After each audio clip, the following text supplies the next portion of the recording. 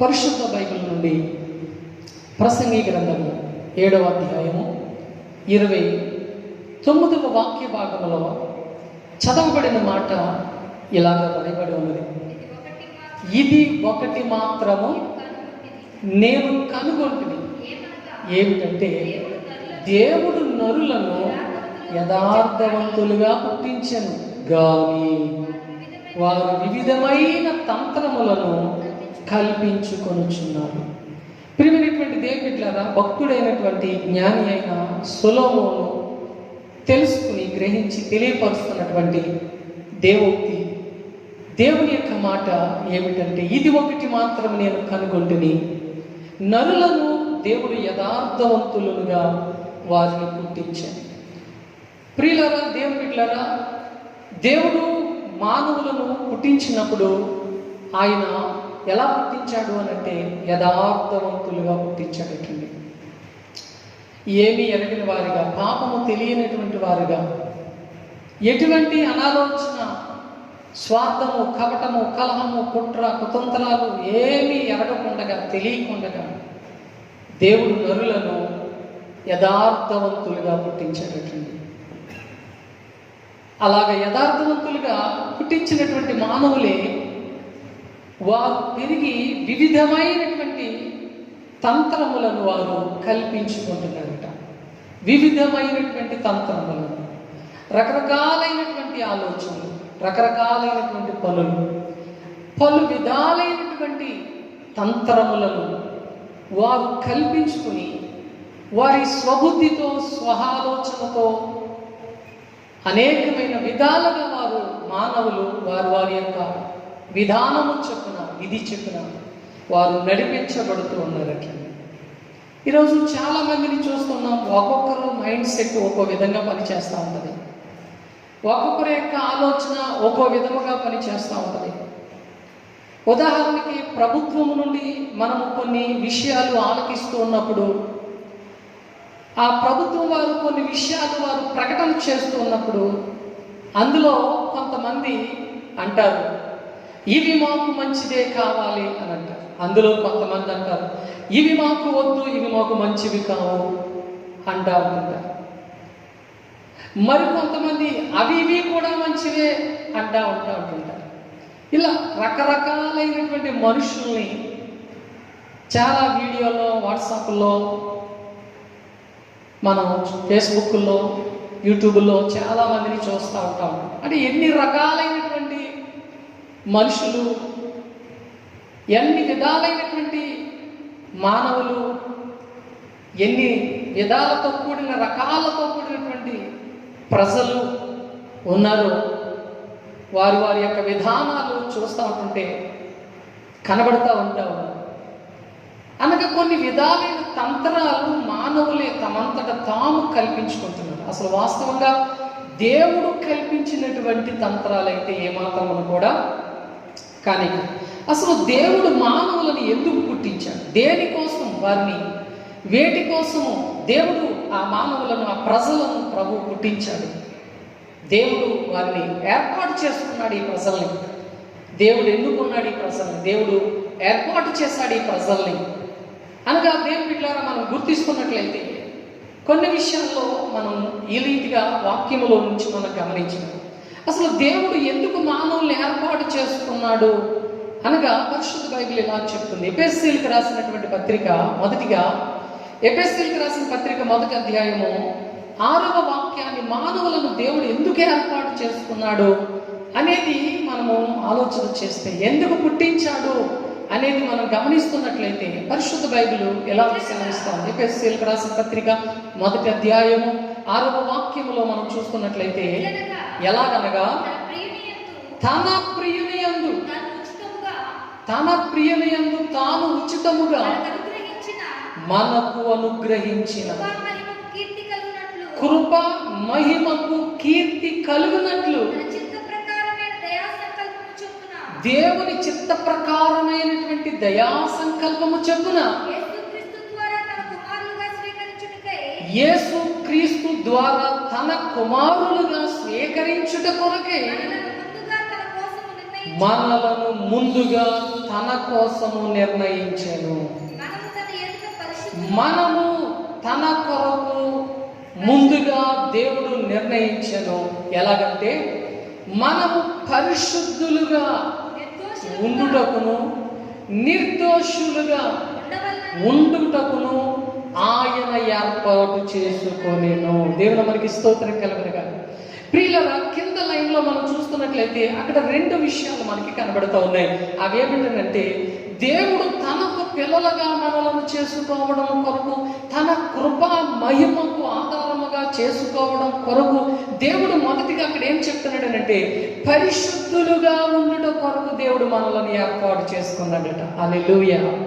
అవును, దేవుడు ఎందుకు మనలను పుట్టించాడు అనంటే మనము పరిశుద్ధులుగా ఉండడం కొరకు దేవుడు మనలను పుట్టించాడు. పరిశుద్ధ బైబిల్లో హెబ్రీయులకు రాసిన పత్రిక 12వ అధ్యాయము 14వ వాక్యాన్ని మనం గమనిస్తున్నట్లయితే దేవుని బిడ్డలారా, ఆ వాక్యంలో ఎలా రాయబడింది? అందరితో సమానముగాను,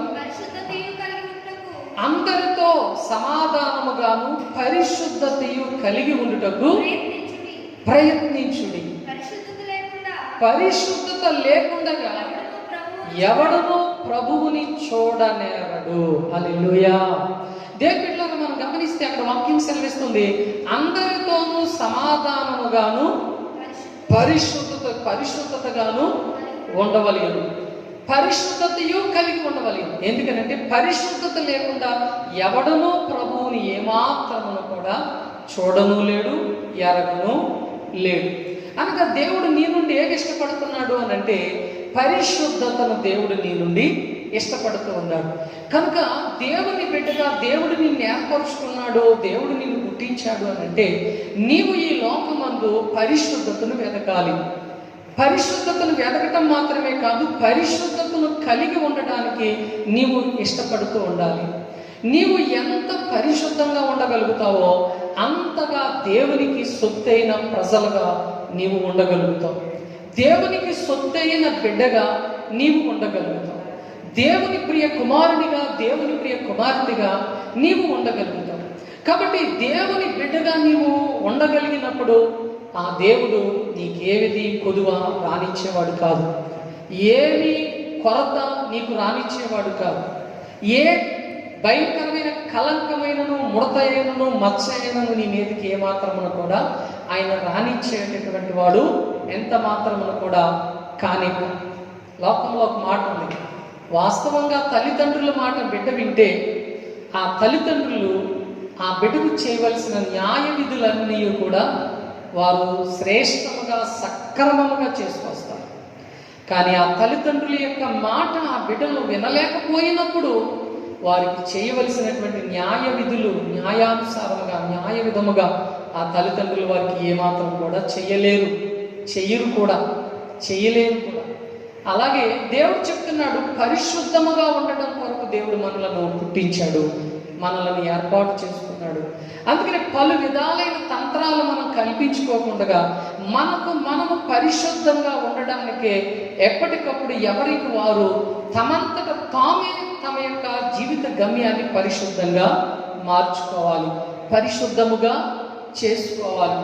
అలా ఎవరు తమంతట తాము పరిశుద్ధముగా చేసుకుని ప్రభు ఎదుట తమలను తాము పరిశుద్ధులుగా ఎంచబడతారో ఆ పరిశుద్ధులను దేవుడు ప్రేమించబోతున్నాడు. ఆ పరిశుద్ధుల కార్యములను దేవుడు తప్పకుండా ఆయన సఫలము చేయబోతున్నాడు. గనుక ప్రియమైనటువంటి దేవుని బిడ్డ, పరిశుద్ధత ఏంటో నీకు తెలుసు, అపరిశుద్ధత ఏంటో నీకు తెలుసు, మంచి ఏంటో నీకు తెలుసు, చెడేంటో కూడా నీకు తెలుసు. నీకు తెలియకుండా లోకంలో ప్రపంచం మీద ఏమీ కూడా లేదు. తెలుసు కానీ చెయ్యవంతే, తెలుసు కానీ అలాగ ఉండవంతే. కానీ దేవుడు చెప్తున్నాడు, నువ్వు అలాగ ఉండాలి, నీవు అలాగ చేయాలి, అలాగున ఆ పరిశుద్ధతను నువ్వు కలిగి ఉండాలి అనేది దేవుని యొక్క ఉద్దేశం. అందుచేత ఆయన నిన్ను ఎందుకు పుట్టించాడనంటే పరిశుద్ధంగా ఉండడం కోసమే పుట్టించాడు, ఎన్నుకున్నాడు. ఎందుకు పరిశుద్ధంగానంటే పరిశుద్ధత కలిగి ఉన్నప్పుడే నువ్వు ప్రభుకి ఇష్టమైన పాత్రగా ఉండగలుగుతావు. అంతే తప్ప కానీ నువ్వు ఎన్నో చేసేసినంత మాత్రాన నీలో పరిశుద్ధత లేకపోతే మనుషులు ఎవరైనా ఇష్టపడవచ్చేమో కానీ సాక్షాత్తు దేవుడైతే మాత్రం నిన్ను ఇష్టపడడానికి ఏమాత్రమును కూడా ఆయన అంగీకరించాడు. కాబట్టి ఒకటి, పరిశుద్ధంగా ఉండాలని దేవుడు నిన్ను పుట్టించాడు. రెండవదిగా మనం చూసినట్లయితే దేవుని బిడ్డలారా, నిర్దోషత్వము కలిగి ఉండాలని చెప్పి దేవుడు కోరుతూ ఉన్నాడట. ఆయన ఎందుకు నిన్ను పుట్టించాడు అని అంటే, నిర్దోషిగా ఉండడం కొరకు దేవుడు నిన్ను ఏర్పాటు చేసుకున్నాడు, నిన్ను పుట్టించాడు. పరిశుద్ధ బైబిల్లో నుండి దానియేలు గ్రంథం 6వ అధ్యాయము 19వ వాక్యం నుండి 22వ వచనం వరకు మనం చూస్తే, అక్కడ దేవుని బిడ్డలారా బైబిల్లో ఇలాగ ఈ మాట రాయబడి ఉన్నది. దానియేలు గ్రంథము 6వ అధ్యాయము 19వ వచనం నుండి కొన్ని మాటలు మనం చూస్తాం. తెల్లవారుజామున రాజుగారు వేకునే లేచి సింహము గుహ దగ్గరకు వెళ్ళి త్వరపడిపోయాను. అతడు గృహ దగ్గరకు రాగానే దుఃఖ స్వరముతో దానియేలును పిలిచి, జీవము కలిగిన దేవుని సేవకుడువైన ఓ దానియేలు, నిత్యము నీవు సేవించుచున్నా ఆరాధించుచున్నా నీ దేవుడు నిన్ను రక్షించాడా అని ఆ సింహపు బోను ప్రక్కన ఉండి రాజు అతనితో పలికాను. అయితే ఆ సింహపు బోనులో ఉన్నటువంటి దానియేలు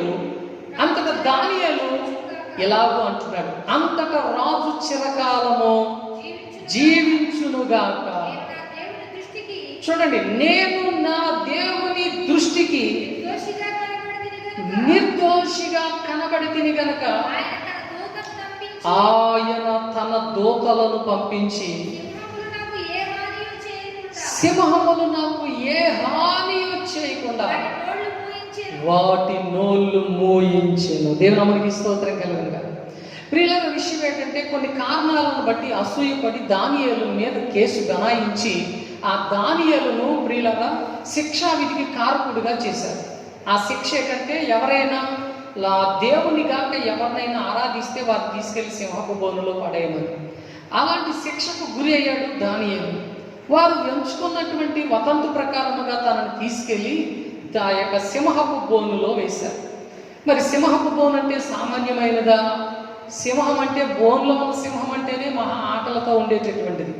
అలాంటి ఆకలితో ఉండేటటువంటి ఆ సింహపు బోనులో ఈ దానియేలును తీసుకెళ్ళి ఆ బోనులో పడేస్తే, దానియేలు యొక్క మంచితనం, గుణగణం, అతని యొక్క మంచి శ్రేష్టమైన విధి నిర్ణయాలను బట్టి దానియేలుని ఎంతో ప్రేమించినటువంటి రాజు ప్రజల ఎదుట అతనిని పడేయకపోతే ఆ ప్రజల ముందు నేను చీఫ్ అయిపోతానేమో అనే ఉద్దేశం చేత దానియేలుని సింహపు బోనులో వేయించాడు. కానీ అలాంటి మంచివాడు నశించుకోవడం రాజుగారికి ఇష్టం లేక రాత్రంతా కూడా మరి ఉపవాసం ఉండి కన్నీళ్లు కార్చి ప్రార్థన చేసి దేవుణ్ణి ఎంతగానో వేడుకుని తెల్లవారుజామున లేచి ఆ సింహపు గుహ దగ్గరికి వచ్చాడు భయంతో. ఎందుకని?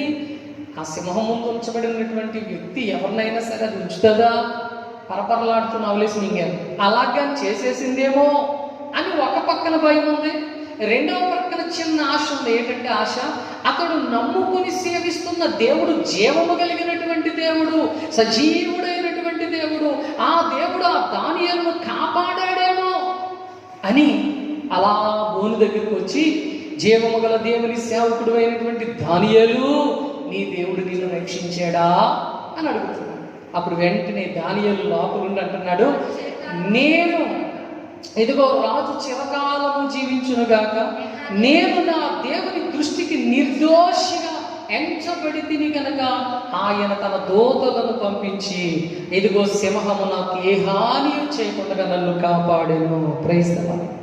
దేని బిడ్డలారా గమనించండి, తప్పుడు కేసు దానియేలు మీద వేసి బనాయించి అతన్ని జైల్లో ఆ యొక్క సింహపు బోనులో పెట్టారు.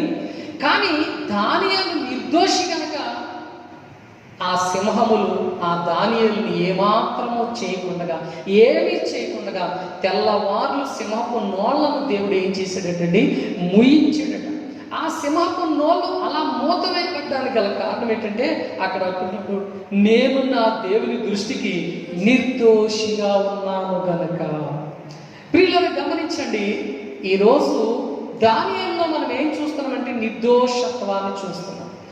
తన యొక్క నిర్దోషత్వమే అతన్ని ఏం చేసిందంటే గొప్ప సింహపు బోనులో నుండి, ప్రియుల గొప్ప సింహము నుండి నిజంగా దేవుడు దానియేలును తప్పించాడు.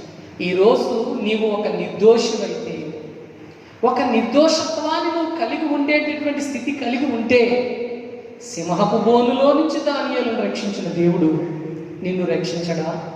నిన్ను కాపాడతాడు. ఎలాంటి భయంకరమైన స్థితిలో నుండైనా తప్పకుండా దేవుడు నిన్ను కాపాడతాడు, నీవు నిర్దోషివైతే. అలాగే దేవుడు సకల మానవుల్లో ఏం కోరుతున్నాడు అని అంటే నిర్దోషత్వాన్ని కాపాడుతున్నాడు. కారణము, ఈ లోకాధికారి అయిన అపవాది సాతాను ఎవడిని మృంగుదునో అని గర్జించు సింహము వలె వాడు తిరుగులాడుచుండగా ఆ అపవాది అయిన సాతాను నిన్ను మృంగివేయకుండునట్లు దేవుడు నీ నుండి దానిని ఎదిరించడానికి ఏం కోరుతున్నాడు అంటే నీలో నిర్దోషత్వాన్ని కోరుతున్నాడు. ఆ నిర్దోషత్వం నీలో ఉన్నట్లయితే ఆ అపవాదిని ఎదిరించడానికి అది ఒక బలమైన ఖడ్గజ్వాల. ఆ నిర్దోషత్వాన్ని ప్రియులారా మనుషులలో దేవుడు కోరుతున్నాడు. అందుకనే మనుషుడు నిర్దోషి అయితే తప్పకుండా దేవుడు తన మీదకి రాబోతున్న ఉపద్రవాన్ని తప్పించి తొలగించి ఆ మనుషుల్ని ఘనమైన వారిగా ప్రభువే ప్రియమైన దేవుని బిడ్డలారా ఆయన చేయబోతున్నాడు. అందుకనే నిర్దోషులుగా ఉండడానికే దేవుడు నిన్ను ఏం చేశాడు అనంటే ఆయన పుట్టించాడట. కాబట్టి నువ్వు ఈ లోకంలో ఎలా ఉండాలనంటే నిర్దోషత్వాన్ని కలిగి ఉండాలి, నిర్దోషిగా ఉండాలి. దోషిగా కాదు, నిర్దోషిగా నువ్వు ఉండాలి. అలాంటి అనుభవాన్ని నువ్వు ఎప్పుడైతే కలిగి ఉంటావో నిన్ను బట్టి దేవుడు ఎంతగానో ఆయన ఆనందించబోతున్నాడు. హల్లెలూయా. మూడవదిగా మనం గమనిస్తున్నట్లయితే ప్రియమైనటువంటి దేవుని బిడ్డలారా, పరిశుద్ధమైన దేవుని యొక్క వాక్య భాగంలో నుండి యెషయా గ్రంథము 43వ అధ్యాయము 21వ వచనాన్ని దేవుని యొక్క వాక్యంలో మనం చూస్తున్నట్లయితే, యెషయా గ్రంథం 43వ అధ్యాయం 21వ వచనం చెప్పండి. నా నిమిత్తము నేను నిర్మించినటువంటి జనులు నా స్తోత్రములను ప్రచురము చేయుదురు. దేవుడు నిన్ను ఎందుకు పుట్టించాడు అనగా ప్రియమైన దేవుని బిడ్డలారా, ఆయన స్తోత్రము ప్రచురము చేయడానికి, ఆయనకు స్తోత్రగానములను నీవు చెల్లించడానికి, దేవునిని స్తుతించడానికి, దేవునికి ప్రార్థన చేయడానికి, ఇదిగో దేవుని నామాన్ని నిత్యము స్తుతించడానికి. చూడండి, పరిశుద్ధ దేవుని యొక్క వాక్య భాగంలో మనం చూస్తూ ఉన్నాం. ఇదిగో ఆకాశ మహాకాశాల మీద దేవదూతల గాన ప్రతిగానములతో నిత్యము సైన్యములకు అధిపతిగా యెహోవా పరిశుద్ధుడు పరిశుద్ధుడు పరిశుద్ధుడు అని చెప్పి అవి దేవుని స్తుతించుట మనము చూస్తా ఉన్నాం. దేవదూతలు ఆకాశమందు దేవుని నిత్యము స్తుతిస్తుండగా అదే స్తుతి దేవుడు ఎవరిలో నుండి కోరుతున్నాడనంటే ఇహలోకమందు పుట్టించిన సకల మానవుల నోట కూడా దేవుడు అట్టి స్తుతిని దేవుడు ఇష్టపడుతూ ఉన్నాడటండి, అట్టి స్తుతిని దేవుడు కోరుతూ ఉన్నాడటండి. అందుకనే ప్రతి మానవుడు కూడా ప్రియమైన దేవుని బిడ్డలారా రాత్రి కాలమందు కుటుంబారాధనలో ప్రభుని స్తుతించాలి. అలాగే తెల్లవారుజామున స్తోత్ర ప్రార్థనతో ప్రభుకి నీ యొక్క స్తోత్రాలాపన ప్రభుకి నువ్వు చేస్తూ ఉండాలి. మధ్యాహ్న కాలంలో కూడా అన్ని వేళల్లో కూడా నువ్వు ప్రార్థిస్తూ ప్రభుకి స్తోత్రాలాపన ఎప్పుడైతే నువ్వు చేస్తున్నావో స్తుతి నీ స్థితి అంతా కూడా ఏం చేస్తుంది అంటే మార్చివేయడం ప్రారంభిస్తుంది. ఏ ఇల్లు స్థుతితో నింపబడుతుందో ఆ ఇల్లు యొక్క పరిస్థితులన్నీ కూడా దేవుడు ఏం చేస్తాడు అని అంటే మార్చడం ప్రారంభిస్తాడు.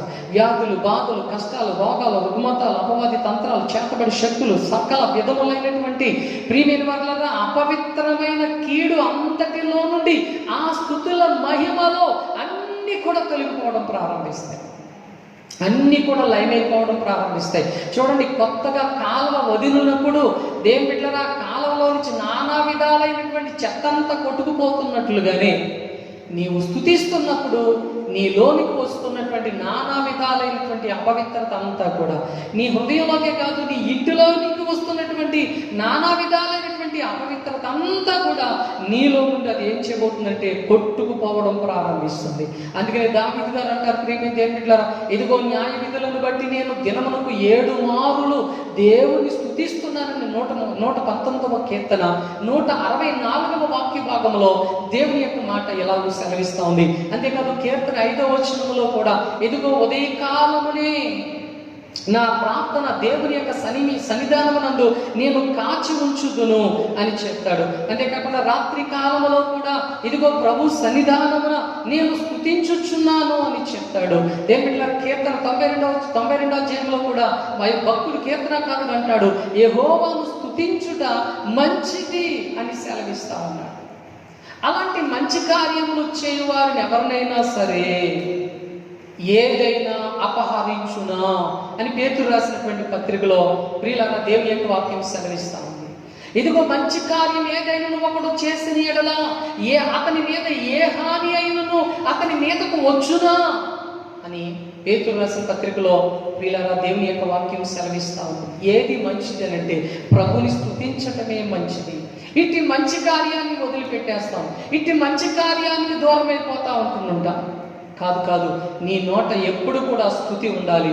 ఎందుకంటే నువ్వు స్తుతించడం కొరకు దేవుడు నిన్ను ఎన్నుకున్నాడు, నీవు స్తుతించడం కొరకు దేవుడు నిన్ను పుట్టించాడు. అందుకనే నీ నోట ఎప్పుడు కూడా ఏముండాలి అని అంటే స్తుతి ఉండాలి. ప్రభుని నువ్వు స్తుతిస్తూ ఉండాలి. నీ నాలుక ఎప్పుడు ప్రభుని స్తుతించేదిగా ఉండాలి.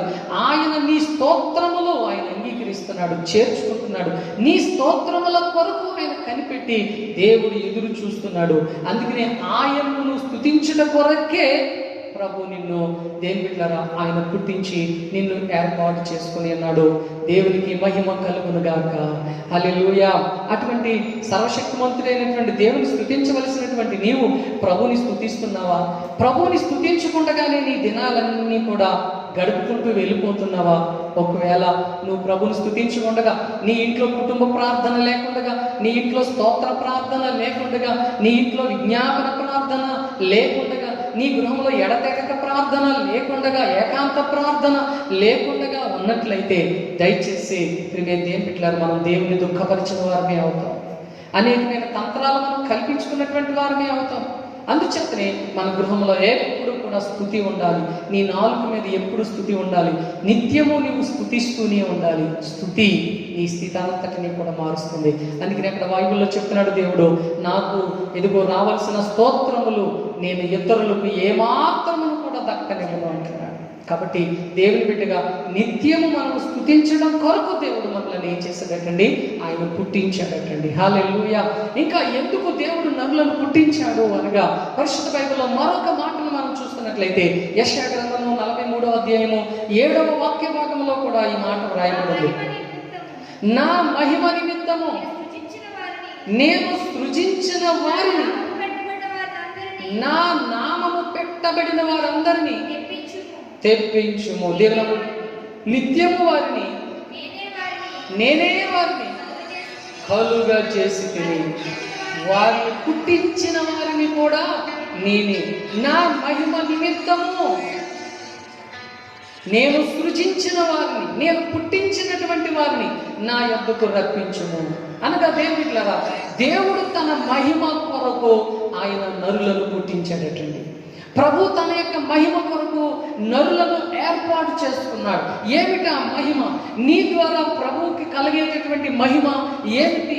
పరిశుద్ధ బైబిల్లో యోహాను రాసిన శుభవార్త 9వ అధ్యాయము 24, 25 వాక్యంలో నీ నుండి దేవునికి కలిగే మహిమ ఏమిటో అక్కడ వ్రాయబడి ఉంది. యోహాను రాసిన శుభవార్త 9వ అధ్యాయము 9వ అధ్యాయం 24వ వచనము 20. కాబట్టి వాడు గుడ్డివాడయుండుట మనుషుని, ఈ మనుషుని రెండవ మారు పిలిపించి దేవుని మహిమపరచుము. ఈ మనుషుడు పాపి అని మేము ఎరుగుదుము అని వారితో చెప్పగా వాడు ఆయన పాపియో కాడో నేను ఎరగను, ఒకటి మాత్రం నేను ఎరుగుదును, నేను గుడ్డివాడునై ఉండగా ఇప్పుడు నేను చూస్తున్నాను. అందుకు వారు ఆయన నీకేమి చేసెను, నీ కన్నులు ఎలాగ తెరవబడ్డాయని మరలా వాని అడుగుగా. చాలండి. దేవునికి స్తోత్రం. ప్రియమైనటువంటి దేవుని బిడ్డలారా, ఇక్కడ చదవబడుతున్న వాక్య భాగంలో పుట్టుకతో గుడ్డివాడుగా ఒక మనుష్యుడు కనబడతా ఉన్నాడు. ఆ పుట్టుకతో గుడ్డివాడుగా కనబడుతున్నటువంటి ఆ మనుష్యుని ప్రభు పిలిచి ఉమ్ము వేసి నేల మీద బురద తీసుకొచ్చి తన కన్నుల మీద రాశాడు. అలాగా కన్నుల మీద వ్రాయబడినటువంటి తన 2 కన్నులు కూడా తెరవబడ్డాయి. ప్రభు వెళ్ళిపోయాడు. అయితే ఆ కన్నులు తెరవబడిన మనుషుడు లోకములో పరుగులు ఎత్తుకుంటూ ఆనందంతో తిరుగులాడుతూ ఉంటుంటే అక్కడ పరిసయ్యులు ఆ వ్యక్తిని పిలిచి, ఆ వ్యక్తిని పిలిచి, నీకు కన్నులు ఎలాగ తెరవబడ్డాయి, నీకు కన్నులు ఏ విధముగా వచ్చాయి అని అడిగారు. ఇదిగో ఎవరో వచ్చి నేల మీద బురద రాసి నా కన్నుల మీద రాయిగా బురద తీసి నా కన్నులు తెరవబడ్డాయి. ఎవరు ఆయన అని అడిగితే, ఆయన ఎవరో నాకు తెలియదు అని చెప్పారు. మరలా తర్జన భర్జన చేసి వారు కొన్ని తల్లిదండ్రులను పిలిచి వాళ్ళను కూడా వాళ్ళని అడిగిన తర్వాత మరలా రెండవ మారు కూడా మరలా ఈ గుడ్డివాడిని అనగా చూపు వచ్చిన ఈ మనుషుని తీసుకొచ్చి మరలా అడుగుతున్నారట, ఇదిగో నీవు నిజముగా నీ కన్నులు ఎలా తెరవబడ్డాయి, దేవుణ్ణి మహిమపరచు అని అంటున్నారట. అయితే అప్పుడు ఆయన అన్నాడట, నా కన్నులు ఒకప్పుడు మూత వేసబడి ఉన్నాయి. అలాంటి మూత వేయబడినటువంటి కన్నులు ఎవరు తెరిచారో నాకు తెలియదు, కానీ నా కన్నులు మాత్రము ముట్టగా నా కన్నులు తెరవబడ్డాయి అని చెప్పి దేవుని వారు ఆ యొక్క గుడ్డివాడు వారితో ఆ మాట చెప్తూ ఉన్నాడటండి. అనగా గమనిస్తే ఆ కన్నులు తెరవబడటం ద్వారాగా, ఇప్పుడు ఆ కన్నులు తెరవబడటం ద్వారాగా ఆ గుడ్డివాడు నుండి ప్రియమైన దేవుని అక్కడ సకల ప్రజలందరికీ కూడా ఏం కలుగుతుందంటే ఆశ్చర్యం కలుగుతుంది, మహిమ కలుగుతుంది దేవునికి. ఇప్పుడు ఆ కన్నులు తెరవగలిగిన వాడు ఎవరు అనగా నజరేయుడైన యేసు. హల్లెలూయా, హల్లెలూయా. ఇప్పుడు యేసు ఆ కన్నులు తెరిచాడు, ఆ కన్నులు తెరవబడగా ఆ గుడ్డివాడు ఇప్పుడు ఆ ప్రభు అయినటువంటి యేసు నామాన్ని ఎత్తిపెట్టి ఆ ప్రజలందరికీ కూడా ప్రకటన చేస్తున్నాడు.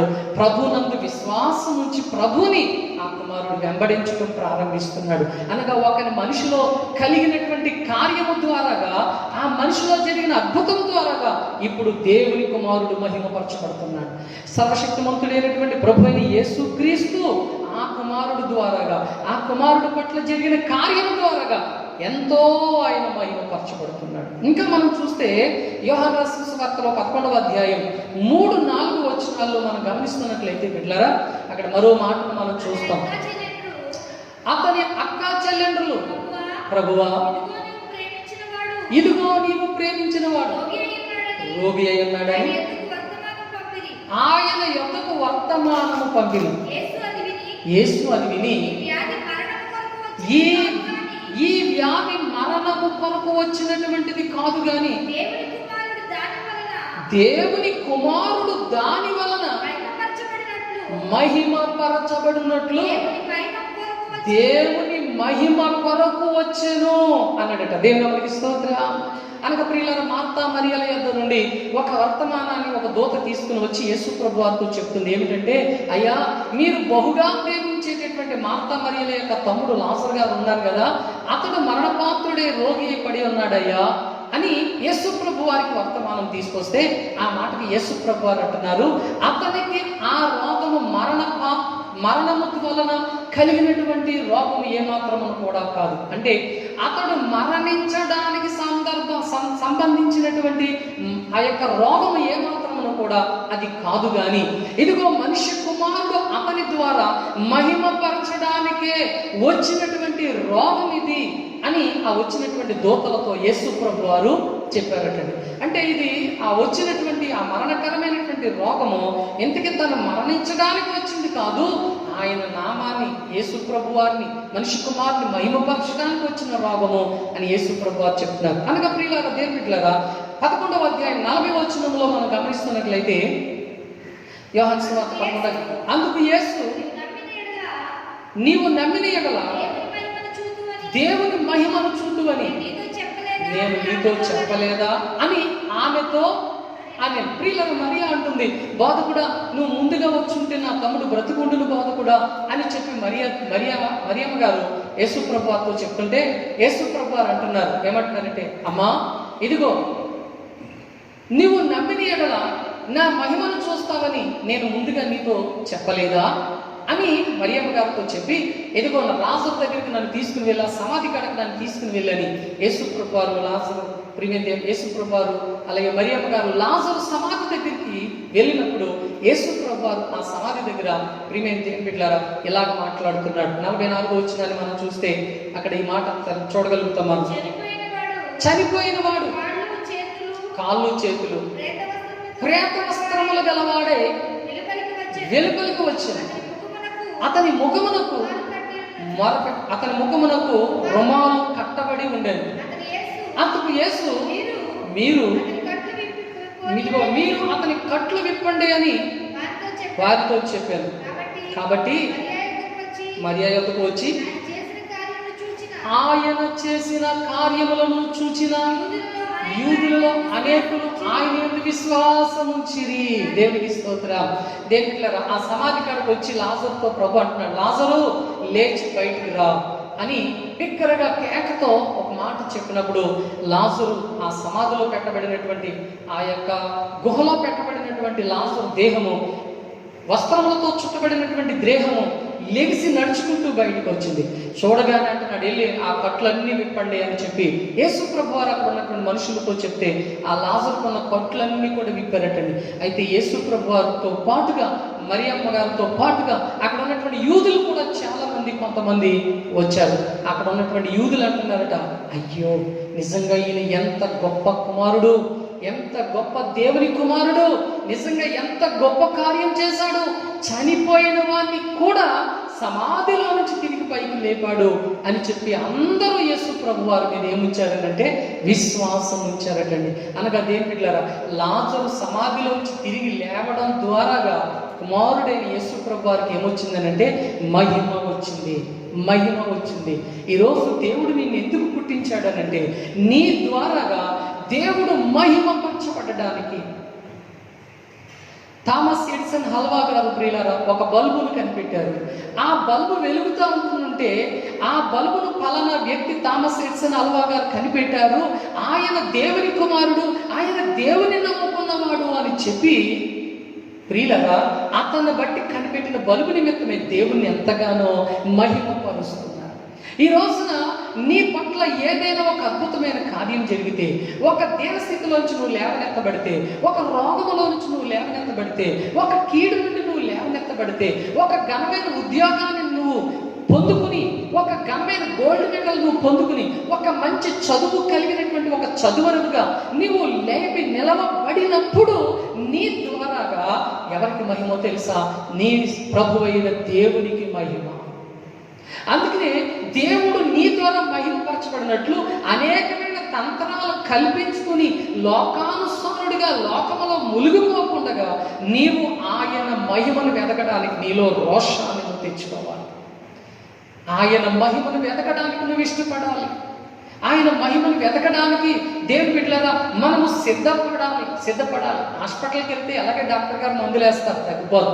కానీ నువ్వు ప్రార్థన చేసి విశ్వాసం ఉంచి ప్రభువును అడుగుట ద్వారాగా నీవు స్వస్థత పొందగలిగితే నిజంగా నిన్ను చూచిన వారు బాగు చేసిన దేవుణ్ణి ఎంత మహిమపరుస్తారు, బాగు చేసిన దేవుణ్ణి ఎంత ఘనపరుస్తారు. నీ ద్వారా ఎంతమందిని రక్షిస్తావు, నీ ద్వారా ఎంతమందిని దేవుని యొక్క సన్నిధికి నడిపిస్తావు, నీ ద్వారా ఎంతమందిని దేవా అని చెప్పి పిలిచేటట్టుగా చేస్తావు నీవు. అందుకనే దేవుణ్ణి మహిమపరిచేటటువంటి సాధనంగా నువ్వు మారాలి. ప్రభుని మహిమపరిచేటటువంటి విధానముగా నీవు మార్చబడాలి. నీకు నీవే మార్చుకోవాలి. హల్లెలూయా. దేవుని స్తోత్రం. నీ ద్వారా దేవుడు తను మహిమపరచబడాలని ఆశపడుతున్నాడు. అందుకని చదువుకునే దేవుని బిడ్డ నువ్వు గొప్పగా చదువుకోవాలి, నా దేవుడు మహిమపరచబడాలని నీవు మంచిగా చదువుకోవడానికి నువ్వు పరుగులేస్తావు. అంతే తప్ప అటు చూపులు ఇటు చూపులు చూసి నీవు ఉన్న చదువునంతా శుభ్రంగా బండి చక్రంలా చేసుకుని ఆఖరికి ఏదో పెళ్లి పెడాకులు చేసుకుని వెళ్ళిపోయి ఏదో మూల కూర్చోబడిపోయానన్నట్టుగా కాకుండా నీవు ఒక మంచి చదువు కలిగి, ఒక చదువరవై, ఒక గొప్ప ఉద్యోగమై, లేకపోతే ఒక గొప్ప దేవునికి పనికొచ్చే పాత్రవై నీవు నడుచుట ద్వారాగా దేవుడు నిజముగా నీ నుండి ఆయన మహిమపరచబడుతున్నాడు. గొప్పగా దేవుడు నీ నుండి ఆయన మహిమపరచబడుతున్నాడు. ప్రియులారా చూడండి, ఇజ్రాయిల్ నుంచి వ్యాక్సిన్ కనిపెట్టబడింది. అది ఒక దేవుని నమ్ముకున్న దేవుని బిడ్డల్లో నుంచే అది కనిపెట్టబడింది. ఆ వ్యాక్సిన్ త్వరలో మన మధ్యకు రాబోతుంది, కరోనా నిమిత్తమై అని చెప్పి వాట్సాప్లో మనం వింటాము. ఈరోజు ఆ కనిపెట్టబడినటువంటి వ్యక్తి ఇజ్రాయిల్లో చూస్తున్నాడు. దేవుని కుమారుడిగా దేవుని నమ్ముకున్న దేవుని బిడ్డలో నుంచి వస్తున్నాడు. ఈ రోజున ఆ వ్యాక్సిన్ ప్రజల్లో పనిచేసి అది అనేకులకు ముగ్గురికి ఆరోగ్యాన్ని ఇస్తే ఆ ప్రభుని ఎంతమంది మహిమపరచగలుగుతారు? ఇప్పుడు ఆ కుమారుడు ప్రభుని మహిమపరచడానికి ఎంత గొప్ప బలమైన ఆ వ్యక్తులు సాధనంగా ఉండగలుగుతారు. అందుకని నువ్వు దేవుని మహిమపరచడానికి ఒక బలమైన సాధనంగా దేవుడు ప్రియులారా ఆయన ఎన్నుకున్న దానికి తగినట్టుగా నువ్వు ఉండాలని దేవుడు ఆశపడుతున్నాడు. అందుకని దేవుని యొక్క నామాన్ని మహిమపరచడం కొరకు దేవుడు నిన్ను పుట్టించాడు. ఈ సత్యాన్ని దేవుని బిడ్డలమైన మనం గుర్తించాలి. ఈ సత్యాన్ని దేవుని బిడ్డలమైన మనము గ్రహించాలి. కాలం గడుపుతూ వెళ్ళిపోతున్నామని అనుకోకుండా, దినాలు జరిగిపోతున్నాయని అనుకోకుండా, ఈ రోజు రాత్రి రేపు పగలు అని ఏమాత్రం కూడా మనం అనుకోకుండా, నా ద్వారా నా దేవునికి ఏ విధమైన మహిమ నేను చెల్లించగలుగుతున్నాను అనేటటువంటి ఆలోచన ఒకటి నువ్వు కలిగి ఉంటే నిజంగా నీ ద్వారా దేవుడు ఎంతో మహిమపరచబడతాడు. దేవుని బిడ్డలారా ఆయన ఒక మాట చెప్పారు, నన్ను గణపరచు వారిని నేను గణపరుస్తాను, నన్ను మహిమపరిచిన వారిని నేను మహిమపరుస్తాను అని చెప్పారు దేవుడు. హల్లెలూయా. నిజమేనండి. నువ్వు నిజంగా దేవుని మహిమపరిస్తే ఆ దేవుడు ఊరుకునేవాడు కాదు. ఆయన ఇంకా అంతకన్నా నిన్ను మహిమపరచగలిగినటువంటి దేవుడు. దేవుని స్తోత్రం కలుగునుగా. హల్లెలూయా. ఇంకా నిన్ను గొప్పగా మహిమపరచగలిగినటువంటి దేవుడు. ప్రియమైనటువంటి దేవుని బిడ్డలారా ఆయన. కాబట్టి దేవుడు నిన్ను ఎందుకు పుట్టించాడు అని అంటే ఆయనను మహిమపరచడానికి పుట్టించాడు. అయితే మరి ప్రజలు ఏం చేస్తున్నారట? ఫిలిప్పీయులకు రాసినటువంటి పత్రిక 2వ అధ్యాయం 21వ వచనంలో మనం చూస్తే ఆయనను మహిమపరచడానికి, ఆయనను స్తుతించడానికి, దేవుని బిడ్డలారా నిర్దోషత్వంగా ఉండడానికి దేవుడు మనుషులను పుట్టిస్తే, పరిశుద్ధంగా ఉండడానికి దేవుడు మనుషులను పుట్టిస్తే వారేం చేస్తున్నారటండి? చూడండి, అందరూ తమ సొంత కార్యములను మాత్రమే చూసుకుంటున్నారు కానీ యేసుక్రీస్తు కార్యములను ఎవరూ పట్టించుకోవట్లేదు అని ఉంది అక్కడ. Praise the lord. ఫిలిప్పీయులకు రాసిన పత్రిక 2వ అధ్యాయం 21వ వచనంలో రాయబడింది, అందరూ తమ సొంత కార్యాలనే చూసుకుంటున్నారు కానీ యేసుక్రీస్తు కార్యాలను ఎవరూ కూడా ఏం చేయట్లేదటండి? పట్టించుకోవట్లేదట, చూడట్లేదట, గమనించట్లేదట. అంటే ఆయన ఉద్దేశాన్ని ఏమాత్రంలో కూడా నెరవేర్చట్లేదట. నెరవేర్చడానికి ఏమాత్రమును కూడా వారు ఇష్టపడతలేదట, అంగీకరించట్లేదట. ప్రియమైన దేవుని బిడ్డలారా, ఎవరి మట్టుకు వారే తమ తమ సొంత కార్యాలని చూసుకుంటున్నారట తప్ప యేసుక్రీస్తు కార్యాలను ఏమాత్రము కూడా చూడట్లేదట. ఆయన మహింపరచాలని అనుకోవట్లేదట. ఆయన కొరకు పరిశుద్ధంగా జీవించాలని అనుకోవట్లేదట. ఆయన కొరకు మనం నిర్దోషంగా ఉండాలి అనుకోవట్లేదట. ఇదిగో మన ద్వారాగా ఆయనకు మహిమ చెల్లించాలి అనేటటువంటి ఉద్దేశాన్ని ఏమాత్రము కూడా కలిగి ఉండట్లేదట. అందుకని పౌలు గారు ప్రియులారా ఆ యొక్క రోమీయులకు మరొక ఉత్తరం రాస్తూ ఆయన అంటున్నటువంటి మాట ఏమనగా మనం గమనిస్తే రోమీయులకు రాసిన పత్రిక 11వ అధ్యాయము 12వ అధ్యాయం 11వ వచనంలో మనం చూస్తే రోమీయులకు రాసిన పత్రిక 12వ అధ్యాయము 11వ వాక్య భాగంలో ప్రియులారా ఎలా ఆసక్తి విషయంలో మాంద్యులు కాక ఆత్మయందు తీవ్రత గలవారే ప్రభువును సేవించుడి. దేవుని మనకి స్తోత్రం కలుగును గాక. గమనించండి ప్రియులారా, పౌలు గారు సెలవిస్తున్నటువంటి మాట ఏమిటనగా మనం గమనిస్తే ఆసక్తి విషయంలో మాంద్యులు కాక. ప్రియులారా, మనము చేయబోయేటటువంటి కార్యముల విషయంలో ఆసక్తి గలవారమే ఉండాలి. అలాంటి ఆసక్తి విషయంలో మాంద్యులు కాక అంటే మీరు ఎలా ఉన్నారో, మీరు మాంద్యులుగా ఉన్నారు అంటే మత్తుగా ఉన్నారు, బద్ధకంగా ఉన్నారు, మీరు చేయడానికి ముందడుగు వేయలేని వారుగా ఉన్నారు, నిర్లక్ష్యంగా ఉన్నారు, మీరు చాలా ఆలోచన లేకుండా మాంద్యులుగా, మత్తుగా, బద్ధకంగా మీరు ఉంటున్నారు. ఇవేమీ కూడా మీరు ఆసక్తిగా మీ మనసుని ఏమాత్రమును కూడా మీరు పెట్టుకోవట్లేదు. అయితే మీరు మాంద్యులుగా ఉండక, ఆసక్తి విషయంలో మాంద్యులుగా ఉండక మీరు ఎలా ఉండాలి? ఆత్మ విషయంలో తీవ్రత గలవారయుడి. దేవునికి స్తోత్రం. ఆత్మ విషయంలో తీవ్రత గలవారే ప్రభువుని సేవించుడి. మీరు మాంద్యులుగా ఉండొద్దు, మత్తుగా ఉండొద్దు. ఆసక్తి విషయంలో మీరు ఎలా ఉండాలంటే ఆసక్తి గలవారే ఉండాలి, ఆత్మయందు తీవ్రత గలవారే మీరు ఉండాలి. ఇలాంటి విషయాలలో మీరు పట్టించుకుని మీరు ఎలాంటి విషయాల్లో ఆసక్తి కలిగి ఉండాలి అని చెప్పి రోమీయులకు ప్రియులారా పౌలు గారు లేఖ రాస్తూ ఈ విషయాన్ని ఆయన దేవుని బిడ్డలారా రోమరాసిన పత్రికలో పౌలు గారు తెలియపరుస్తూ ఉన్నారు. అంటే మీరు ఎలాంటి విషయాల్లో మత్తుగా ఉండొద్దు అని, మందంగా ఉండొద్దు అని, పట్టించుకోకుండా ఏమాత్రం కూడా మీరు ఉండొద్దు అని చెప్పి పౌలు గారు దేవుని బిడ్డలారా తెలియపరుస్తూ ఉన్నారు. అనగా గమనిస్తే ఒక గ్రామంలో ప్రియమైన దేవుని బిడ్డలారా ఒక చక్కని రైతు ఉన్నాడటండి. ఆ రైతు తన పంట పొలాల్లో ఒక చెరువు తవ్వించాడట. చెరువు తవ్వించి మంచి చేపలన్నీ తీసుకొచ్చి ఆ చెరువులో వేసేటట్టు. ఆ చెరువులో వేయబడినటువంటి చేపలకు మంచి ఆహారం పెడతా ఉంటుంటే అవి చాలా బాగా పెరిగి చక్కగా అందులో ముఖ్యంగా ఒక 3 చేపలు ఉన్నాయటండి.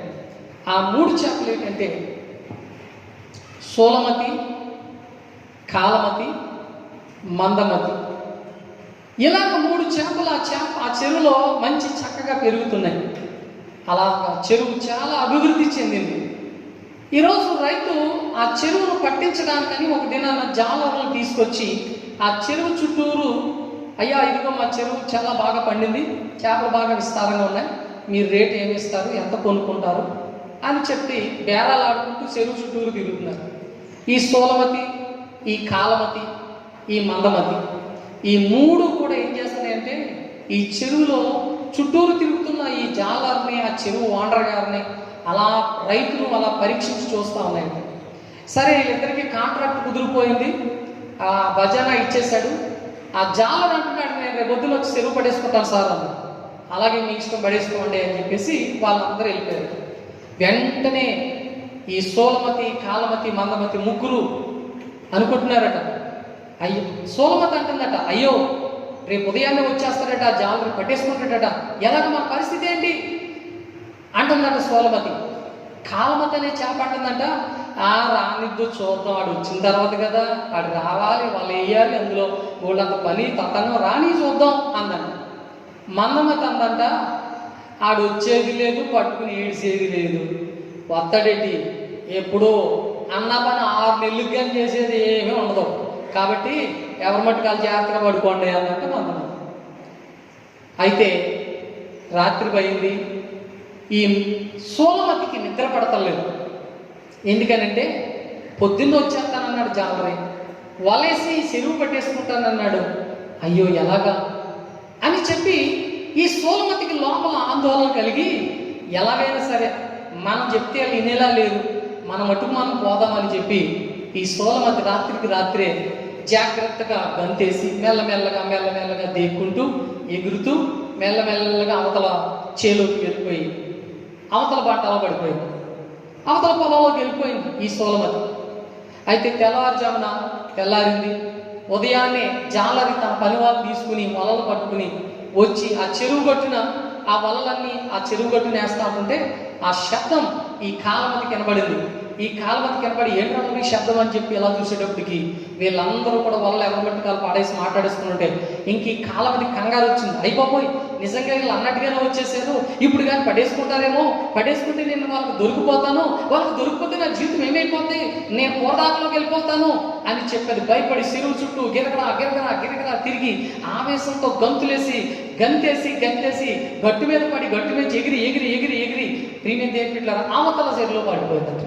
మొత్తం మీద అవతల చేలోకి వెళ్ళిపోయి ఆవేశంతో, అమ్మయ్య నా ప్రాణం దక్కించుకున్నాను, నిజంగా ఏమైనా కానీ ఈవేళ పట్టేసుకుని నన్ను చంపేదుడు, నన్ను తీసుకెళ్ళి కోరదాకలో పెట్టేదుడు అని చెప్పి ఆందోళన పడుతూ ఆవేశంతో అనుకుంటున్నారు తన మనసులో. ఓ దగ్గర నుంచి తన శరీరం అంతా దెబ్బలు తగిలి గాయాలతో రక్తాలుగా అవుతా ఉన్నాయి.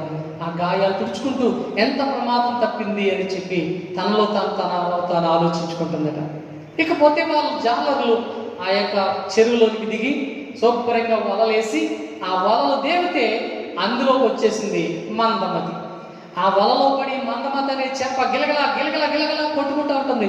అయ్యో సోలమతి ఏమైంది, కాలమతి ఏమైపోయింది అని చెప్పి గిలగలా కొట్టుకుంటే పట్టుకుని జాలరి ఆ చేపను తీసుకెళ్ళి తన బొట్టలో వేసుకున్నాడు.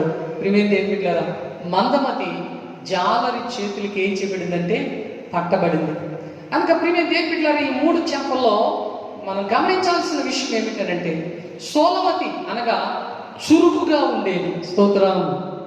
సోలమతి అనగా ప్రియమైనటువంటి దేవుని బిడ్డలారా చురుకుగా ఉండేది. పరిశుద్ధ బైబిల్లో సామెతల గ్రంథం 12వ అధ్యాయం 27వ వచనంలో ఎలాగో రాయబడి ఉంది.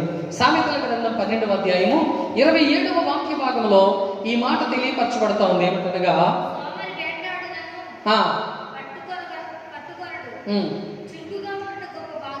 సోమరి వేటాడినను పట్టుకొనడు, చురుకుగా ఉండుట గొప్ప భాగ్యం. బైబిల్ చెప్తుంది ప్రియులారా, చురుకుగా ఉండుట గొప్ప భాగ్యము అనగా చూడండి, రేపు వాళ్ళు వస్తారు అనేటప్పటికే ఈరోజే ఈ సోలమతి ఏం చేసిందంటే చేలో నుంచి, ఆ చెరువులో నుంచి జాగ్రత్తగా తప్పుకుని బయలుదేరి వెళ్ళిపోయింది. ఎప్పుడు కూడా నీ జీవితకాలంలో నువ్వు ఎలా ఉండాలి అని అంటే, నీ ప్రతి పని విషయంలో కూడా నువ్వెప్పుడు చురుకుగా ఉండాలి. నీ పరిశుద్ధత విషయంలో చురుకుగా ఉండాలి. నీ స్తోత్ర ప్రార్థన విషయంలో, నీ ప్రార్థన నిబంధనల విషయంలో, నీ భక్తి విషయంలో ఎప్పుడు కూడా నీవు చురుకుగా ఉండాలి. దేవుని మహిమపరిచే విషయంలో నువ్వు చురుకుగా ఉండాలి. నిర్దోషత్వం యొక్క విషయంలో కూడా, పరిశుద్ధత విషయంలో కూడా నువ్వు ఎప్పుడు కూడా ఎలా ఉండాలంటే చురుకుగా ఉండాలి. అంతేకాదు, నీ ముందు ఉంచబడినటువంటి పని ఏదైనప్పటికీ, వ్యాపారం ఏదైనప్పటికీ కూడా, వెళ్ళాల్సిన ప్రయాణం ఏదైనప్పటికీ సరే, ఎప్పటికప్పుడే నువ్వు ఎలా ఉండాలనంటే చురుకుగా ఉండాలి. నీవు ఎంత చురుకుగా ఉంటావో అంత నెమ్మదిగా నీ కార్యాన్ని జరిగించుకుంటావు, అంత నెమ్మదిగా నీ పనిని నువ్వు పూర్తి చేసుకుంటావు. చురుకుగా సోలమతి ముందుగానే వెళ్ళిపోయింది. నెమ్మదిగా ప్రశాంతంగా తన ప్రాణాన్ని ఎంతగానో తను తాను కాపాడుకున్నది. ఈరోజు దేవుని బిడ్డలారా, నువ్వు చురుకుగా ఉంటే దేవుని యొక్క వాక్యం చెప్తుంది, చురుకుగా ఉండుట గొప్ప భాగ్యం అట, గొప్ప మహాభాగ్యం అంట. అందుకని నీ యొక్క ప్రతి పని విషయంలో కూడా చురుకుగా ఉండాలి. నీ ప్రతి అడుగు విషయంలో కూడా నువ్వు చురుకుగా ఉండాలి. నువ్వు చేయాలనుకున్నటువంటి ప్రతి పనిలో కూడా నువ్వు ఎలా ఉండాలి అంటే నువ్వు చురుకుగా ఉండాలి. ఎప్పుడైతే నువ్వు చురుకుగా ఉంటావో అప్పుడే అన్ని విషయాల్లో నువ్వు వర్ధిల్లుతావు, దీవించబడతావు. అన్ని విషయాల్లో కూడా మేలు చూస్తావు. అన్ని విషయాల్లో కూడా ఒక ఉన్నతమైనటువంటి దేవుని బిడ్డలారా మేలును నువ్వు పొందుకోవడం ప్రారంభిస్తావు. కాబట్టి చురుకుగా ఉండటం గొప్ప భాగ్యం. రెండవదిగా మనం గమనిస్తే కాలమతి. ప్రియులారా, కాలమతి అనగా కాలాన్ని బట్టి చేసేది. స్తోత్రం. కాలాన్ని బట్టి అనగా సోలమతి ముందుగానే చెరువు దాటేసి వెళ్ళిపోయింది. కానీ కాలమతి ఏమంది, వాడు రాని, వచ్చిన తర్వాత చూద్దాం, ఆడు మొదలెట్టిన చెరువు పట్టుకోవడం, అప్పుడు చూద్దాం, అప్పుడే ఏమైపోయింది అనుకుంటూ అలాగే ఉండిపోయింది. ఉదయాన్నే వాళ్ళు వచ్చారు, అప్పుడు పట్టుకుంది ఈమెకి దడా భయం. అప్పుడు గబ్బగా చేసేయాలని కంగారు పెట్టేస్తా ఉంది. చూడండి, కొంతమంది ప్రయాణం, ఊరికి వెళ్ళాలనుకున్నటువంటి ప్రయాణం ముందెట్టుకుంటారు. ముందు పెట్టుకుని టైం అయిపోయిన దాకా అలాగా ఇలాగా వతంతులు గడుపుతారు. సరిగ్గా టైం దగ్గరికి వచ్చేసిందాకండి గక్క వెళ్ళిపోవాలని చెప్పేసి కారు మీదో బైక్ మీదో వాళ్ళు ఎక్కి ప్రయాణం చేసి స్పీడ్గా పోవాలని చెప్తారు. వెళ్ళిపోతారు, స్పీడ్గానే వెళ్ళిపోతారు. కానీ స్పీడ్గా ఎక్కడ దాకా పోతారో తెలియదు, దేని గుద్దేస్తారో తెలియదు, ఎవరిని గుద్దేస్తారో ఎక్కడ గుద్దేస్తారో కూడా తెలియదు.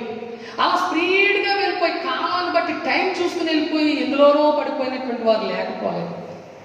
అలాగే ఈ కాలమతి ఆ యొక్క జాలర్లు రాగానే గబగబా కంగారు పడి, అవకతవకలు పడి, గంతులేసి, నేల బడబడ కొట్టుకుని గట్టు మీదకి ఎగిరి వెళ్ళి అవతల చేలో పడ్డదే. ఎన్ని దెబ్బలు తగిలినాయో, ఎంత అవస్థ వచ్చిందో, ఎంత కంగారు వచ్చిందో, ఎంత ఆందోళన వచ్చిందో చెప్పకి. ఈరోజు బహుశా కాలమతిలాగా నువ్వు కూడా సమయం దగ్గరికి వచ్చిందాకా చూసి దగ్గరికి వచ్చిన తర్వాత చేద్దామని అనుకుంటున్నావేమో, చేద్దామని చూస్తున్నాం. చూడండి, కొంతమంది వారం అంతా కూడా సీట్ అయిన వస్తాడు కడదాంలే అనుకుంటూ ఉంటారండి. రాని లక్ష్యాలు ఇంకా రాలేదు కదా అనుకుంటారు. తీరా లక్ష్యాలు వచ్చేసింది, పొద్దు పొడిసింది అనేటప్పటికి కంగారు ఇచ్చుకుంటుందట వీళ్ళకి. అమ్మో, 8 సీట్ అయిన వచ్చేస్తాడు అని చెప్పి ఆ కంగారు మీద తిరుగుతూ ఉంటుందట. మీ దగ్గర ఉన్నాయా అని అలాగా రౌండ్లు వేస్తూ ఉంటుందట అండి. తీరా సీట్ అయిన ఇంటికి వచ్చేటప్పటికి అవస్థపడి ఎక్కడి నుంచి వెళ్ళి తెచ్చి పెడతారు. అదేదో ముందే నువ్వు తెచ్చుకుని ఉంటే నీకు ఆ పరుగు ఉంటుందా పొద్దునే. కాబట్టి ఈ కాలమతి ప్రియుల కాలాన్ని బట్టి జాలర్లు రాగానే చేద్దాంలే అని అనుకుంటూ ప్రియుల అవస్థపడి అవతలకి దాటడానికి ప్రయత్నం చేసింది. బైబిల్లో ఒక మాట ఎలాగ మనం చూస్తాం. హెబ్రీయులకు రాసిన పత్రిక 5వ అధ్యాయం 12వ వాక్యాన్ని మనం గమనిస్తున్నట్లయితే, హెబ్రీయులకు రాసిన పత్రిక 5వ అధ్యాయం 12వ వచనాన్ని దయచేసి మనం చూద్దాం. కాలమును బట్టి చూస్తే మీరు బోధకులై ఉండవలసినటువంటి వారై ఉండగా దేవోక్తులలో మొదటి మూల పాఠములను ఇదిగో మీకు మరలా బోధించవలసి వచ్చేది. హల్లెలూయా. ప్రియులారా, అపోస్తలుడైనటువంటి పౌలు గారు కొంతమందిని చూసినప్పుడు ఆయన అంటున్నాడు, నిజంగా కాలాన్ని బట్టి చూస్తే మీరు ఈ పాటికి ఏమై ఉండాలి తెలుసా? బాధకులై ఉండాలి మీరు. అనగా బోధించవలసినటువంటి జ్ఞానము కలిగినటువంటి వారే ఉండాలి మీరు. అయితే మరి వాళ్ళు ఎలా ఉన్నారు అంటే, సేవకుడు అవ్వాలి కదా, బోధించే సమయం రావాలి కదా, వాక్యం చెప్పే సమయం రావాలి కదా, ఆ సమయం వచ్చినప్పుడు కదా మనం చెప్పేది. కాబట్టి ఆ సమయం ఎప్పుడు వస్తుందో అప్పుడే చూద్దాంలే అని వారు ఎలా ఉండిపోయారనంటే, బోధించిన వాక్యాన్ని ఏమాత్రం కూడా అవగాహన చేసుకోకుండా, దానిని నేర్చుకోకుండా, దానిని పట్టించుకోకుండా, దాని ఎందుగల ప్రియుల సిద్ధపాటు ఏమాత్రం కూడా కలిగి ఉండకుండా వారు అలాగే సమయం కోసం కనిపెట్టుకుంటూ వచ్చారు. రోజున ఒక పాస్టర్ గారు వాక్యం చెప్పడానికి పిలిచారు. పిలిస్తే ఆ పాస్టర్ గారు గబగబా ఆలస్యం చేసి కొంచెం ఆ వాక్యము ఆ సమయం అయిపోయి కొద్ది ఆలస్యంగా వచ్చేటట్టండి. ఆలస్యంగా వచ్చేటప్పటికి ఈ లోపల స్థానిక పాస్టర్ గారు పాటలు పాడించేసి ఆరాధన చేసేసి సరిగ్గా పాస్టర్ గారు అలాగ వచ్చారు. వాక్యం చెప్పేది సార్ అని మైక్ ఇచ్చాడు. వాక్యం చెప్పేది సార్ అని మైక్ ఇస్తే ఆ పాస్టర్ గారు లేచి నిలబడి అందరికీ వందనాలు, బాగున్నారా, ఏం చేస్తున్నారు అని చెప్పి వాక్యం చెప్పడానికి సిద్ధపడేటప్పటికి ఎదర పూలదండలు కనపడుతున్నాయి. ప్రజలందరూ కూడా అలా కూర్చున్నారు. అలాగా ఉండేసరికి వెంటనే పాస్టర్ గారు అనుకున్నారట, ఏ మ్యారేజ్ డే ఆ యొక్క ప్రార్థనేమో అని చెప్పేసేసి వివాహం గురించి, ఏ వివాహమో అని చెప్పి వివాహం గురించి వాక్యం చెప్పుకుంటూ, వివాహము ఘనమైనది, చాలా శ్రేష్టమైనది, వివాహంలో ఉన్న శుభాలన్నీ కూడా నవ్విస్తూ చెప్పుకుంటూ వచ్చేస్తున్నాడు. ఈ లోపల పక్కన పిలిచిన పాస్టర్ గారు అంటున్నారట, వెనక్కి చొక్కా పట్టుకుని ఆగు గారు చొక్కా పట్టుకుని లాగుతున్నాడట. లాగుతుండే ఈ పాస్టర్ గారు ఏంటి నన్ను కాల్చి తినేస్తున్నాడు అని చెప్పి పాట పాడి అందరినీ పాటలో పెట్టి, ఏంటి పాస్టర్ గారు చొక్కా పట్టుకుని లాగుతున్నారు అని చెప్పి వెనక్కి తిరిగి చూసాడట. నేను చెప్పాల్సింది ఈ కూటం పెళ్లి మ్యారేజ్ డే కూటం కాదయ్యా, ఇది స్మారక కూటం, చచ్చిపోయిన వాళ్ళ కూటం. ఈ చచ్చిపోయిన వాళ్ళ కూటం కోసం చచ్చిపోయిన వాళ్ళ వాక్యం చెప్పు, నువ్వు పెళ్లి వాక్యం చెప్తున్నావు అన్నాడట. అనగానే ఈ పాస్టర్ గారు, మరి పూలదండలు ఉన్నాయి అక్కడ అన్నాడట. పూలదండలో దండ ఫోటోకి ఆ ఫోటో తెచ్చేవాడు ఇంకా తేలేదు ఫోటో, అందుకని ఆ ఫోటో తేకపోవడం వల్ల పూలదండల పక్కన పెట్టాము, ఇదిగో వాడు ఫోటో తెచ్చేస్తాడు, ఆ పూలదండల ఫోటోకి వేయాలి, అందుకని ఆ ఫోటో తెచ్చేవాడు ఇంకా రాలేదు అన్నాడట. అయ్యి బాబోయ్, ఎంత కొంత తీసేసాను అని చెప్పి అప్పుడు మళ్ళా స్మారక కూటానికి సంబంధించినటువంటి సావు వాక్యం చెప్పడం ప్రారంభించాడు. దేని బిడ్డలారా గమనించండి, కాలాన్ని బట్టి వచ్చేసాడు. ఏం చెప్పాలో తెలియక చెప్పకూడదు దాన్ని చెప్పుకుంటూ వెళ్ళిపోయాడు. ప్రియులారా మీరు గమనించండి, స్మారక కూటానికి, సమాధి కూటానికి చెప్పాల్సిన వాక్యం దగ్గర పెళ్లి వాక్యం చెప్పడం ప్రారంభించాడు. కారణము, ముందుగా వచ్చి సిద్ధపడి చెప్పాల్సినటువంటి మాట, తెలుసుకుని చెప్పాల్సినటువంటి మాట ఆలస్యంగా వచ్చి కంగారుగా ఏదో చెప్పేద్దామని తీసి చెప్పాలనుకునే సందర్భం దేని బిడ్డలారా అలాగే మారిపోయింది. కాబట్టి దేని బిడ్డలారా మనం గమనించి చూసినట్లయితే కాలాన్ని బట్టి చేసే, ఎప్పుడు కూడా నీవు కాలాన్ని బట్టి సమయాన్ని బట్టి చేసుకెళ్దామని ఎప్పుడు నువ్వు అనుకోకూడదు. సోలమతిలాగా సురుగుగా ముందే నీ ముందు ఉంచబడిన పనిని చేసుకొని వెళ్ళిపోవడానికి నువ్వు సిద్ధపడాలి. అలాగ ముందే నువ్వు సిద్ధపడినట్లయితే తప్పకుండా నీ జీవితాన్ని దేవుడు ధన్యకరంగా, ఆశీర్వాదకరంగా చేస్తాడు. మూడవదిగా చూస్తే మందమతి. దేని బిడ్డలారా మందమతి. ఈ మందమతి ఏం చేసిందట, శుభ్రంగా చెరువు అడుక్కుపోయి చక్కగా చల్లగా నిద్రపోయిందటండి. చల్లగా నిద్రపోయిందటండి. అవునండి, సరిగ్గా పనుల కాలం దగ్గరికి వచ్చిన తర్వాత చాలా మంది అలాగే నిద్రపోతూ ఉంటారు. మంచి వ్యాపారాలు టైం దగ్గరికి వచ్చిన దాకా అలాగే చాలా మంది నిద్రపోతూ ఉంటుంటారు. ఈ మందమతి వెళ్ళిపోయి చక్కగా నిద్రపోయిందటండి. నిద్రపోయింది. వల వేశాడు జాలరి, ఆ వలలో పడి శుభ్రంగా భుజాన్ని వేసుకుని తన బొట్టలు వేసుకుని జాగ్రత్తగా దాన్ని పట్టుకుని వెళ్ళిపోయాడు. దేని పరిశుద్ధ బైబిల్లో ఈ మాట రాయబడింది. సామెతల గ్రంథం 10వ అధ్యాయం 4వ వాక్యాన్ని మనం గమనించినట్లయితే, బద్ధకముగా పనిచేయవాడు దరిద్రుడగును. దేవునికి స్తోత్రం. దేని బిడ్డ, బద్ధకముగా పనిచేయవాడు దరిద్రుడగును. నీ జీవితంలో ఎప్పుడు కూడా నువ్వు చేసే పని బద్ధకంగా ఉండకూడదు. నువ్వు చేసే వ్యాపారం బద్ధకంగా ఉండకూడదు, నువ్వు చేసే ఉద్యోగం బద్ధకంగా ఉండకూడదు, నువ్వు చేసే సంసారం కూడా ఎప్పుడు కూడా అది బద్ధకంగా ఉండకూడదు. నువ్వు బద్ధకంగా సంసారం చేస్తే ఆ సంసారం అంతా నిద్రపోతానే ఉంటుంది. నువ్వు బద్ధకంగా వ్యాపారం చేస్తే ఆ వ్యాపారం అంతా నిద్రపోతానే ఉంటుంది. హల్లెలూయా. చూడండి ఏం పిల్లరా, వ్యాపారస్తులు షాప్ ఓనర్స్ పొద్దున్నే వెళ్ళి తలుపులు తీయాలి, కానీ వాళ్ళు కొంతమంది ఎప్పుడు తీస్తారు తెలుసా? 10 గంటలకి, 11 గంటలకి. ఇంకా పొద్దున్నే తలుపులు తీసేటటువంటి షాపులు కొన్ని ఉంటాయి. ఆ షాపులు పొద్దున్నే తీస్తేనే ఆ షాపులకు ఒక రకమైనటువంటి పదేటప్పటికి కొంత వ్యాపారం అయిపోద్ది. కానీ వాళ్ళు ఎప్పుడు లెగుస్తారు తెలుసండి? రాత్రి అర్ధరాత్రి పడుకుని పొద్దున్న 10 గంటలకు తలుపులు తీసి, నా షాప్కి ఎవడో రాలేదు, ఎవడొస్తాడు నీ షాప్కి? పొద్దున్న 6 గంటలకి తీయవలసిన నీ షాప్ 10 గంటలకి తీస్తే ఎవడొస్తాడు నీ దగ్గరికి? ఏం పెట్టారు గమనించండి. దేవుని యొక్క వాక్యం ఎలా సెలవిస్తూ ఉంది? బద్ధకముగా పనిచేసేవాడట ఏమవుతాడు అంటే దరిద్రుడు అవుతాడు. అందుకనే ఈ యొక్క మందమతి మత్తుగా బద్ధకంగా శుభ్రంగా చెరువులోకి వెళ్ళిపోయి నన్ను ఎవడ పట్టుకుంటాలే అని చెప్పి హాయిగా కిందకి వెళ్ళి పడుకుని ఉంది. చివరికి వల వేస్తే వలలో పడిపోయి ఈరోజు ఆ యొక్క వల అపవాది అయిన సాతానుడి గాడి వల అయితే ఆ బద్ధకంగా పనిచేసే నీ మీద వేయబడిన ఆ వల నిన్ను పట్టుకుని నిన్ను బంధకానాల్లోనికి తీసుకువెళ్ళబోతుంది. అందుకని ఎవడు కూడా బద్ధకంగా పనిచేయకూడదు, మత్తుగా ఉండకూడదు, మందముగా ఉండకూడదు. నువ్వు చేసే వ్యాపారంలోనైనా, ఉద్యోగంలోనైనా, చదువులోనైనా, నువ్వు చేసే కార్యక్రమాలు వేటిలోనైనా సరే నువ్వు బహు చురుకుగా సోలమతిలాగా నీవు ఉండాలి. అలాంటి సోలమతిలాగా నువ్వు ఎప్పుడైతే ఉంటావో తప్పకుండా నువ్వు జయం పొందుతావు. చూడండి, చాలామంది సంవత్సరం అంతా కూడా చదువుతారు, యొక్క పాఠశాలలో పాఠాలు వింటారు. ఆ పాఠాలన్నీ కూడా పరీక్షల దగ్గరికి రాని చదివేద్దాం అనుకుంటారు. తీరా పరీక్షల దగ్గరికి వచ్చిందాకా ఉండి తీరా పరీక్షల దగ్గర పడిపోయిన తర్వాత కోర్సు అంతా కూడా చదవడానికి అప్పుడు దాకా బద్ధకంగా ఉన్న నీవు ఒకేసారి కోర్సు తీగా అది నీకు కొండలాగా కనపడి, ఇక ఎందుకులే దీన్ని మనం చదవలేం, పేరు రాసి వచ్చేద్దాంలే అని వెళ్ళి పేరు రాసి ఇంటికి వచ్చి చక్కగా ఇంక నీకు నిద్రమత్తుగా హాయిగా పడుకుంటావు. కాబట్టి అది తప్పకుండా అలాగే బండి చక్రాలు వచ్చి నీ చదువులో నుంచి నువ్వు తొలగిపోవడం ప్రారంభిస్తావు. ఇలాగే జీవితంలో కోల్పోయిన వాళ్ళు ఉన్నారు, వ్యాపారాల్లో కోల్పోయిన వాళ్ళు ఉన్నారు. దేని బిడ్డలారా, అందుకని మనం మత్తుగా ఉండకూడదు, బద్ధకంగా ఉండకూడదు. బద్ధకంగా పనిచేయవాడు ఎప్పుడైనా సరే దరిద్రుడు అవుతాడట. నువ్వు ఎంత గొప్ప ధనవంతుడు అవుదామనుకున్నా నీ బద్ధకం నీకు ధనవంతునిగా చేయలేదు.